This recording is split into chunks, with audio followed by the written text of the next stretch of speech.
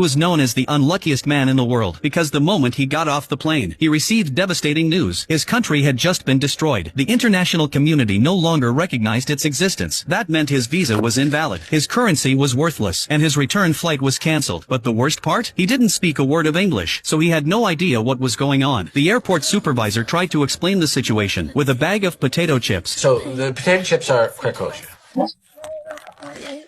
No more Krakosia. Turns out, a coup had taken place in Victor's home country just the night before, until the new government was officially recognized. He technically didn't belong anywhere, and just like that, Victor was trapped inside the airport. He couldn't go home, and he wasn't allowed to enter the United States either. With no money, no legal status, and nowhere to go. He slept on chairs pushed together to make a bed, ate free snacks from airport counters, and even found a place to shower. Then one day, the airport supervisor Frank saw something strange on security footage. Victor was walking through the terminal, in a bathrobe. Frank was furious. He was in the middle of applying for a major promotion, and the last thing he needed was a homeless man in a bathrobe ruining the airport's image. So he offered Victor a way out. At noon today, Frank said, the security guards switch shifts for 5 minutes. No one will be at the main door. That's your chance to walk out. What he didn't say was that if Victor stepped outside, he'd be arrested for illegal entry, and Frank could wash his hands of the problem. Victor didn't fully understand, but he got the idea. At noon, Frank watched from the surveillance room. The guards left. Everything was in place, but Victor didn't move. He stood frozen at the exit. Then Frank noticed Victor was looking straight at the security camera, so Frank turned it away. Too late. Victor had already ducked out of frame, and when Frank tried to turn the camera back to check, Victor popped his face right into the lens.